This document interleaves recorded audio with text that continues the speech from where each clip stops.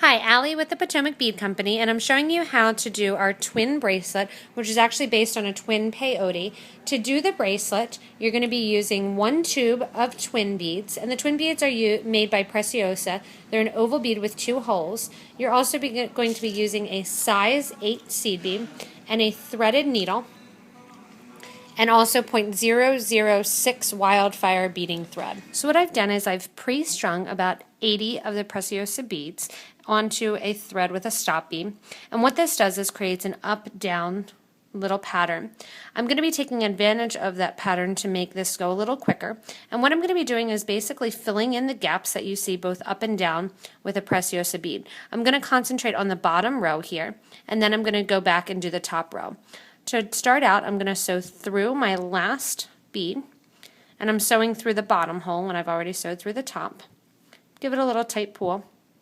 I'm going to add another twin bead onto my thread, and I'm going to sew through the next bead that's at the bottom. The one thing that you want to make sure of while you're doing this bracelet is that you still are going every other bead top to bottom. I'm going to skip over that bead because it's facing at the top. I'm going to add another twin bead, and then I'm going to sew through the next bead that's at the bottom. On this side here, you can see my next bead is at the top. The following one should be at the bottom, so I'm just going to turn that to make sure that it is at the bottom. You can set up your bracelet ahead of time if you want, but it may switch on you as you go. So just as you go down the line, make sure that you're sewing every other bead top to bottom, adding a twin bead. Once I've done that entire row, it brings me back to the start of my bracelet where my stop bead was, with the needle coming out of the original twin bead that I put on through that second hole. What I'm going to do is add another row to make it a little bit wider, and I'm going to continue with that pattern by filling in the empty gaps with another bead. So I add a bead on because there's an empty gap right here. Go through my next bead,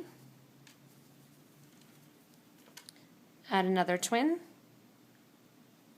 sew through that next one sticking up. It's almost like a peyote stitch that you sew through, add a bead, and then sew through the next one that's sticking up. And that just continues. What I've done is I've strung the whole 4th row there of beads, and now I'm going to fill in the gaps with a size 8 seed bead.